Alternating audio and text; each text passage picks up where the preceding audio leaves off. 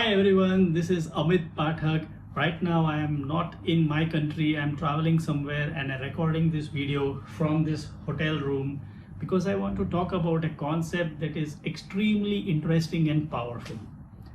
Have you heard about this concept called the Peter Principle? Yes, the Peter Principle. The Peter Principle is an observation that in most organizations, every employee rises up the hierarchy through promotions until they reach a level of personal incompetence.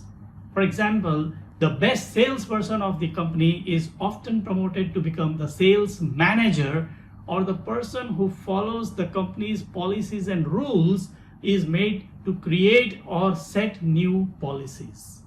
The Peter Principle is based on the idea that competent employees will continue to be promoted, but at some point they will rise into positions where they will be exhausted of their competence and they become incompetent.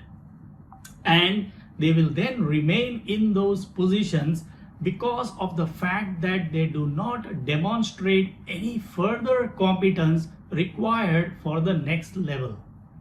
In most organizations, competence in a given role is rewarded with promotions because the employee's output is usually observable, measurable, and appreciable.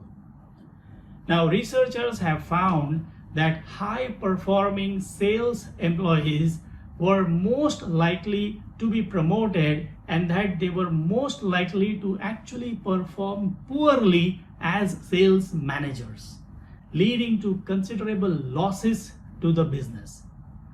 And if you took this concept further, you will see a grim situation where every position in an organization is eventually filled by employees who are incompetent or who have exhausted their competence to fulfill job responsibilities for that position. The Peter Principle can have several negative effects on a company's productivity and employee morale. Perhaps the greatest consequence is less effective leadership. Since the newly promoted managers are not well suited for their roles, they may be less able to provide effective management and direction to their employees.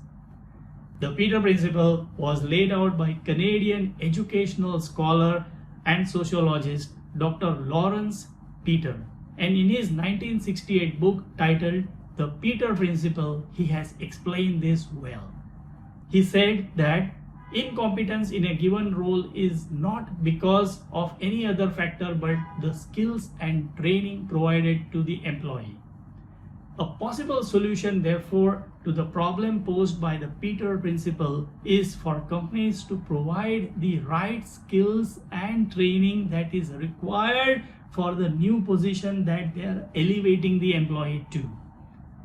The higher you rise up in an organization, the more crucial roles that you take up there, it demands your mental, emotional, and people management skills and qualities much more strongly than your physical abilities to handle the work.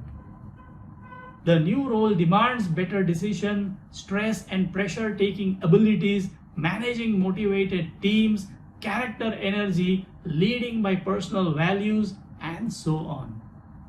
Now, management schools end up teaching you role plays, strategies, marketing concepts, corporate governance, but they don't teach you any of these qualities for your own personal transformation, charisma development, mental construct needed to excel as a leader.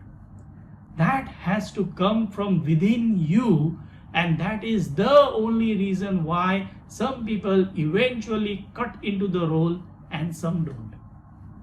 Most organizations give very little emphasis to upskilling and training their staff, especially on the mental, emotional construct required for that senior role.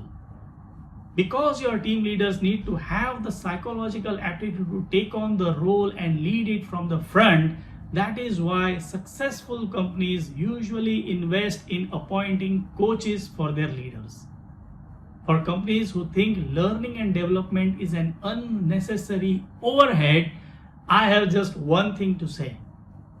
When you don't pay attention to your team's training needs, you will eventually pay it in the price of poor sales, bad leadership, losses due to bad governance, more churn and attrition. You decide what is more expensive and decide the power of how the Peter principle is working in your organization.